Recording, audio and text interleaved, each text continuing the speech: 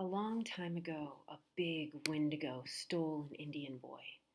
But the boy was too thin to eat, so the Windigo didn't eat him up right away. But he traveled with the Indian boy, waiting for him till he'd get fat.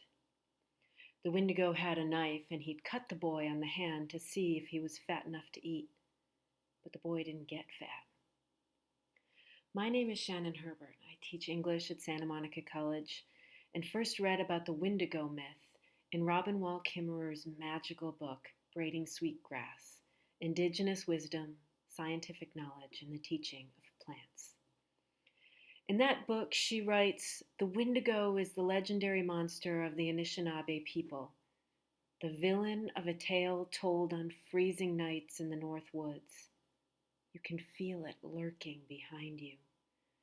A being in the shape of an outsized man at 10 feet tall, with frost-white hair hanging from its shaking body, with arms like tree trunks, feet as big as snowshoes, it travels easily through the blizzards of the hungry time, stalking us. The hideous stench of its carrion breath poisons the clean scent of snow as it pants behind us. Yellow fangs hang from its mouth that is raw, where it chewed off its lips from hunger.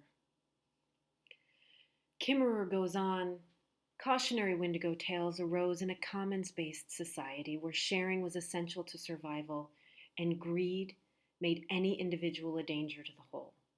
In the old time, individuals who endangered the community by taking too much for themselves were first counseled, then ostracized, and if the greed continued, they were eventually banished.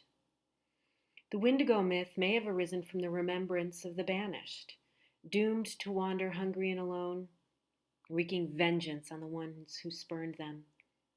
It's a terrible punishment to be banished from the web of reciprocity, with no one to share with you, and no one for you to care for. Windigo stories were told around the fire to scare children into safe behavior, lest this Ojibwe boogeyman make a meal of them, or worse. This monster is no bear or howling wolf, no natural beast. Windigos are not born, they are made. The Windigo is a human being who has become a cannibal monster. Its bite will transform victims into cannibals too. The very word Windigo, according to Ojibwe scholar Basil Johnston, can be derived from roots meaning fat excess, or thinking only of oneself. Writer Steve Pitt states that a Windigo was a human whose selfishness has overpowered their self-control to the point that satisfaction is no longer possible. The native habitat of the Windigo is the North Woods, but the range has expanded in the last few centuries. As Johnston suggests, multinational corporations have spawned a new breed of Windigo that insatiably devours the Earth's resources not for need, but for greed. The footprints are all around us once you know what to look for. They stomp in the industrial sludge in Onondaga Lake, and over a savagely clear-cut slope in the Oregon Coast Range, where the earth is slumping into the river.